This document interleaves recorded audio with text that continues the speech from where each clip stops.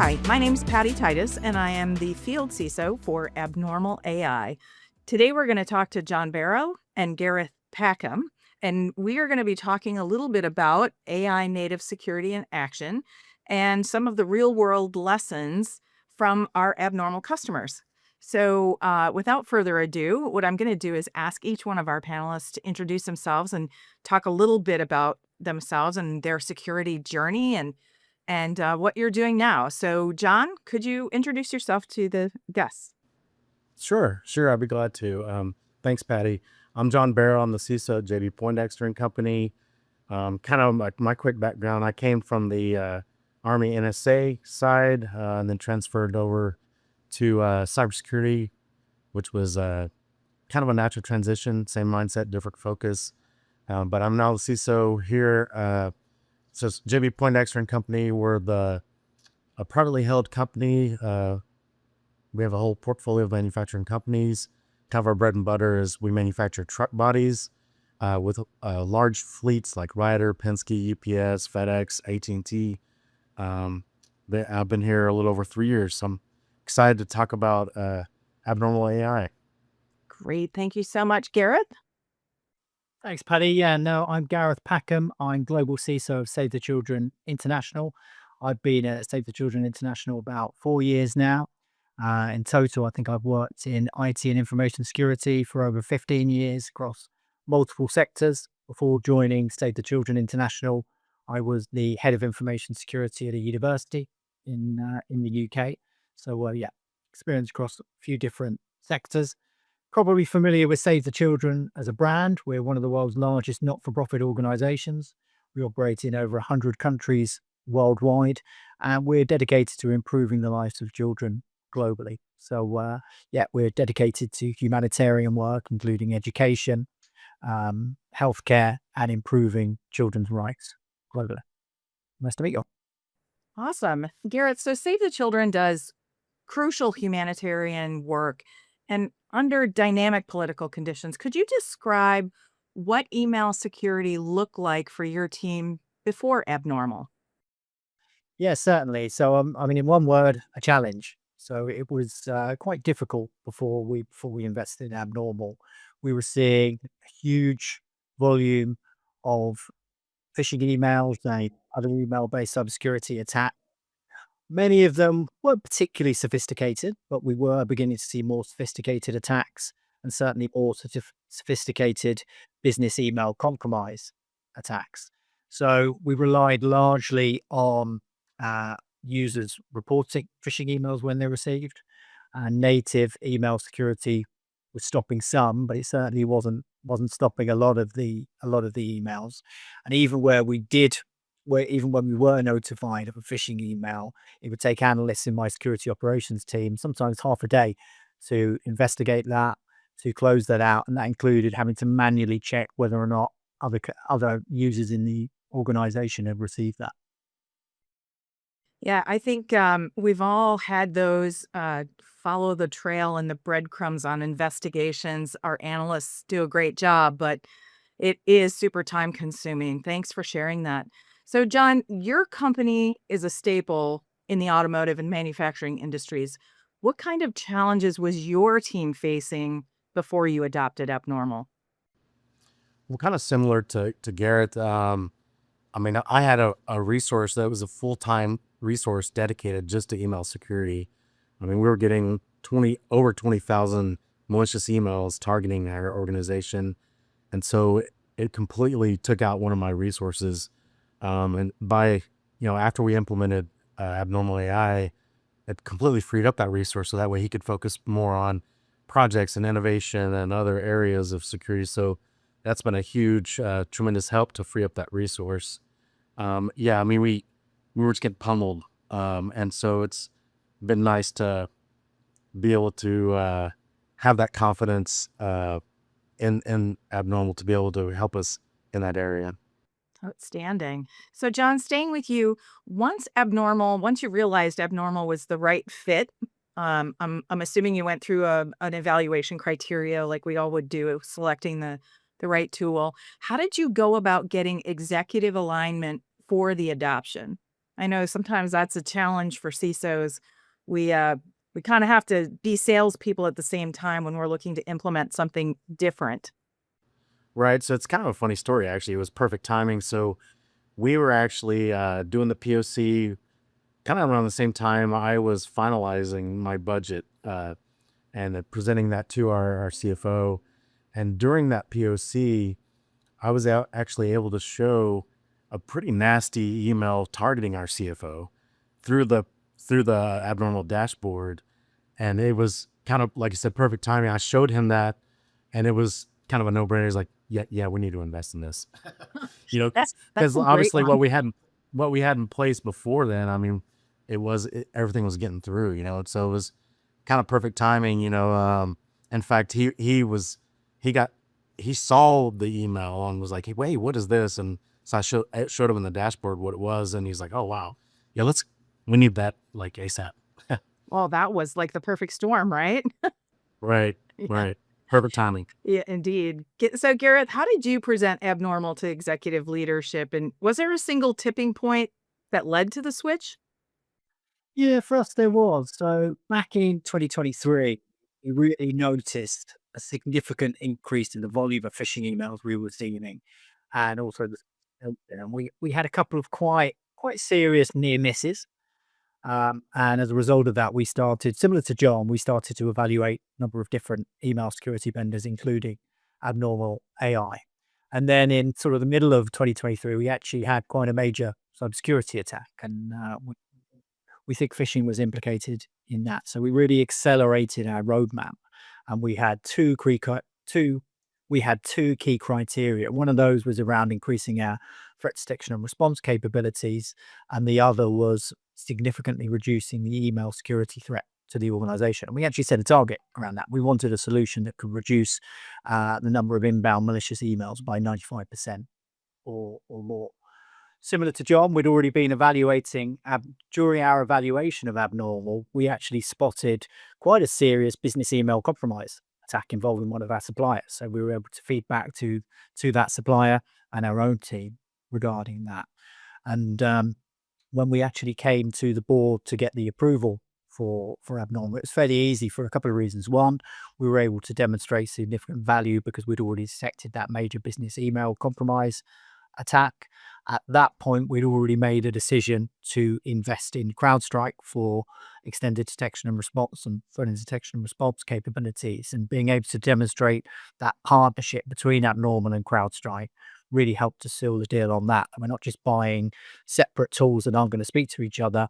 We're buying tools that actually will be integrated and strengthen each other. So yeah, actually getting Abnormal over the line at the end was simpler than we thought it could be. So it sounds like you saw some improvements within the POC or the proof of value that you did with abnormal. Have you seen any other additional improvements since you implemented abnormal? Or I think you covered them pretty well, but was there anything else you wanted to add to that, Gareth? Yeah, I suppose a few different areas. I mean, one obviously which I did cover was effectiveness. We met our target and we've actually smashed that. I think we've calculated probably a 98% reduction in malicious emails that make it through to user inboxes. Another sub target we have was to reduce the analyst workload in terms of email security, and Abnormal AI has really helped us to do that. But I suppose the other thing that has changed since using Abnormal AI is much better visibility of the email security threats we face. And I know, speaking to other Abnormal customers, a lot of people like this, the list you get from the dashboard of those individuals, typically executives, but not always executives, that are the most targeted. And it's quite nice when you're presented to the board to say, look, you can name individuals and say you're in the top 10 again. And that's sometimes the CFO, it's sometimes the CEO and other individuals. So I think for us, well, certainly for me as CISO of the organization, having better visibility has been really important. One, just because I need to be aware of the threats the organization faces. But I think as well, for any organization, you need to prove the investment of your cybersecurity. You need to prove the value of your cybersecurity spend. But for not-for-profit, that's even more of a challenge.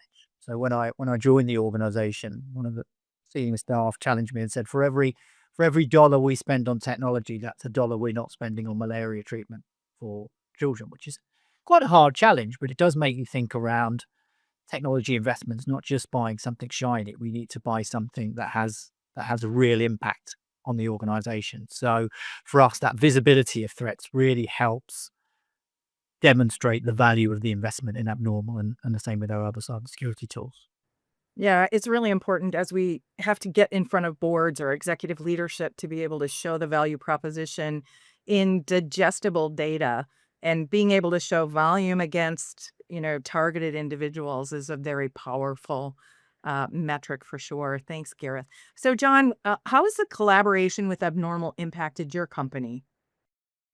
Oh, it's been great. Like I said, it's kind of, I mean, I hate to say this, but it's kind of allowed me to focus on other areas because I know that email security, that we're good, that we're protected. I mean, good is, a very you know odd word to say, but I'll have to worry less about email security. I would say that, and I've been able to actually prove that.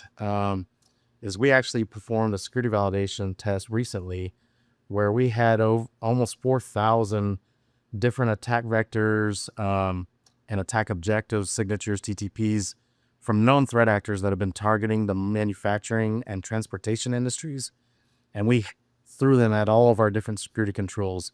And our on our email security side of that validation, 99% of all these, and these were real malicious, malware, ransomware, you name it, across the board from known, nation state threat actor groups, and 99% of them were blocked. So it was really cool to see that validation, that it's not just what we think or what's reported on the Abnormal dashboard, but we actually tested it and we're able to validate that is a true statement, that they are being blocked. So that was a great report to share with leadership, to show them that they made a smart investment. Right. Right. So I'm going to shift gears a little bit and talk about a little bit more specifically about AI versus just Abnormal. But I really want to touch, and John, maybe we can ask you this question. And on the behavioral AI solutions, you've been using them for a while, and I know my own experience with behavioral AI, behavior analytics, many years ago, was met with a different type of challenge across the company. And so I think now in 2025, people are more comfortable with us using behavioral AI. So, how has that changed your thinking about AI in general across your enterprise? Well, it's as we see, I mean, you go on LinkedIn or reading an article, obviously the threat actors are leveraging AI as well, right? And so that the only way to keep up is AI knows AI, right? It's able to recognize it and detect, block, and prevent AI being used maliciously.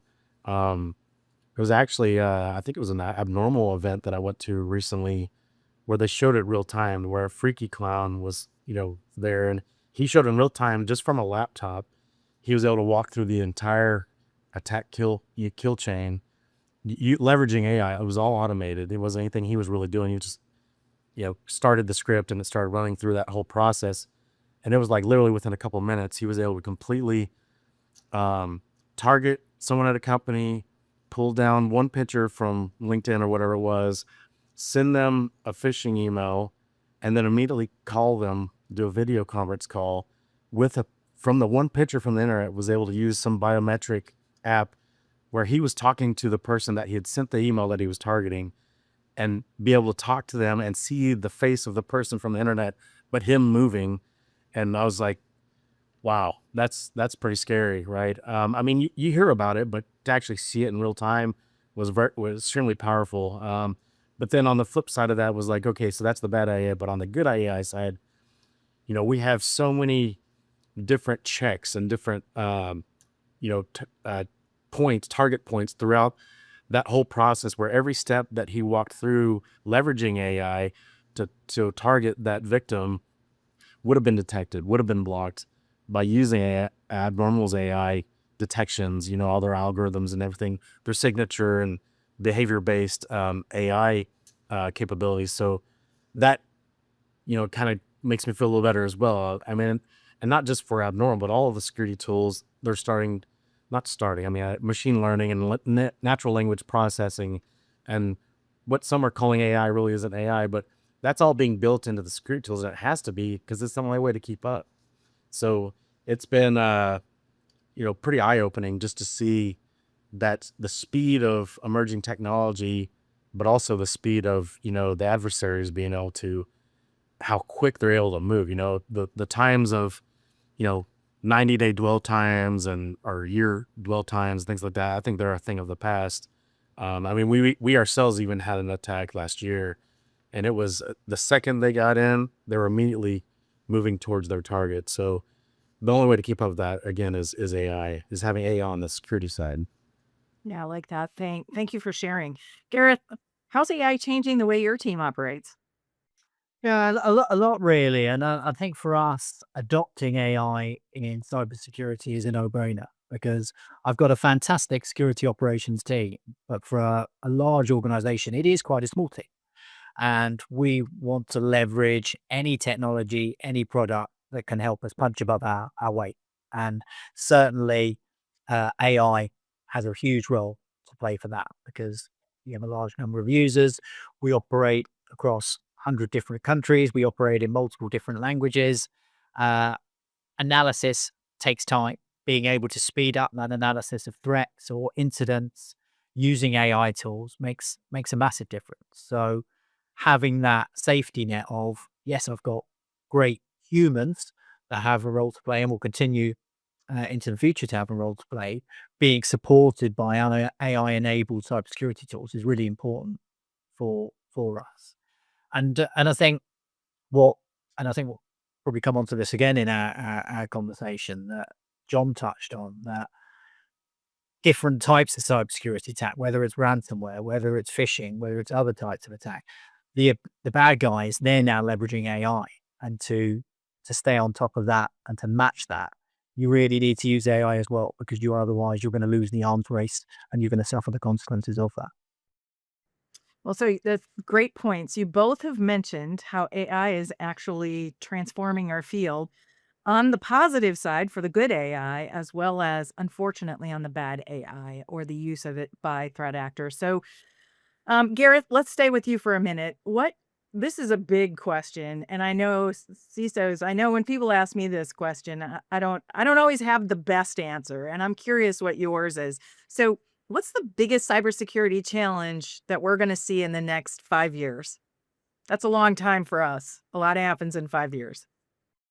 Thanks, Paddy. Yeah, and that is a big question. And I think probably answer it differently now than I would 12 months ago. I think 18 months ago, I would have probably said ransomware, increasing in sophistication, increasing in volume and things like that. And I think not just because we're on an AI focused call, but I think I would now say AI because it's very difficult to forecast exactly how much impact that's going to have on cyber attacks. I think we're beginning to see some of the effects. So yeah, I've read about cyber criminals using AI to make better phishing emails. I've read about cyber criminals using AI to mutate malicious code to come up with different variants to get around extended detection and response tools and things like that. And if you think how new a lot of generative AI tools are, and that's all the cyber criminals have managed so far. If you think about what's coming in the next 3 to 5 years, to me, that's pretty scary because like us as defenders, the attackers, they're only just getting to grips with AI technology, thinking about what it can achieve and what it can do for their aim. So I think to me, it's about actually the capabilities, but it's also about how quickly it's evolving. And it's Right. quite difficult because we typically, as CISOs, we operate on 2 to 3 year timelines. You might have a 2 to 3 year roadmap, 2 to 3 year investment program, and yeah, we've seen cyber attacks increase in sophistication and volume over the last 10 years, but that's been a really quite gradual change. Ransomware isn't new. It's been WannaCry was back in 2017. Denial of service attacks have been going on for quite some time. So not had it, we certainly haven't had it easy, but you've kind of thought, well, actually, the next 4 or 5 years is going to probably be more of the same with actually a few new threats. I think the challenge for me, and I have been giving this some thought, was around actually AI is changing things so quickly. There's probably cyber threats in 2028 that we haven't even imagined now Right. that are going to appear. And I think certainly around deep fake, um, how that could impact identity verification and things like that. But Mm. also just being AI being used in ways that we haven't really even imagined yet. Sorry, that Yeah. probably sounds a really scary answer, doesn't it? But I we're not necessarily going for scary, but unfortunately in our world there is a lot of unfortunate activity that goes on that does sound scary. John, what about you? Yeah, and I would even kind of ratchet up the scary. I've had several conversations with folks around agentic AI where it's autonomously taking action. So you don't even need involvement from a human at all, where it's agentic AI and like non-human identities, which agentic AI falls under, right? And think of scenarios like even on the security side where we want to automate as much as we can, to Garrett's point, to keep up with the speed of what's happening. But if you don't clearly and distinctly define what access, permissions, task, that the agent's allowed to perform, and you just give it a task, it's going to do everything it can to complete that task, and they could bypass your security controls, and things get real ugly real quick if all that's not clearly defined, and so that kind of adds another layer. And then you have all the NHI or non-human identity things in your area, like service accounts and machines talking to machines, and the agents and the AI and everything else tied together in that ecosystem. Like that exponentially, that the level of complexity gets pretty intense. And so we have to do something to be able to at least keep up with that. I mean, it's a war of AIs. It's gonna be interesting. Yeah, great points. Um, so I want to take it back as we get ready to wrap up, and I'm gonna ask one more question. Um, the biggest goal of Abnormal is to continue to innovate and leverage AI to be ahead of or keep up with the emerging threats, no matter how quickly the bad actors evolve their tactics. So, Gareth, what gives you confidence um, that Abnormal is the right company to help you face these threats?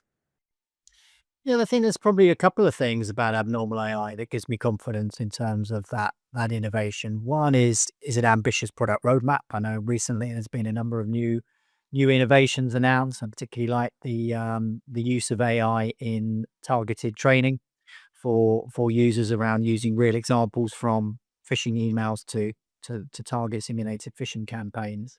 But I think for me, the biggest indicator is actually we know the attackers, as we talked about, they're innovating. They're using AI, they're increasing the sophistication of attacks. But actually, abnormal is as effective today in July 2025 as it was when I implemented in 2023. So attackers don't stand still. So I do have the confidence that in the background, Abnormal are making sure that actually it's still the technology isn't going stale, that it's still meeting the same challenge that we purchased it for back in 2023. Awesome. That's an awesome answer. Thank you. John, when you look at the threat landscape, what makes you feel Abnormal is the right partner for your company? Well, I think kind of what we've been talking about is I think Abnormal is the right partner to protect us against the evolving threat landscape, because Abnormal was built on AI, right? And it wasn't just one of the many companies that all of a sudden claim they have AI in their system as a sales or marketing buzzword, right? Like Abnormal was founded on AI, and that innovation and leaning into that as their foundation is what gives me confidence that they'll continue to drive innovation and continue to adapt and grow and progress to address the how you know how you know as things progress on the AI side, Like I said, I mean, a lot of technologies out there, they started hearing AI. It's like, oh yeah, we do AI also, but it's not really. It might just be machine learning, or it might be natural language processing, or a form of that. But I think it's part of Abnormal's DNA, and so that gives me confidence. Yeah, I just want to add, I was a customer of Abnormals as well. We implemented them about 6 years ago. And I will say, Gareth, you're absolutely right. It continues to do what it's supposed to do, continues to learn in our ecosystem. So thank you both for this illuminating session. We appreciate your time, your insights, and your continued partnership with Abnormal. Thanks for your time, guys. You're Absolutely. very welcome. Thank you. Thank you.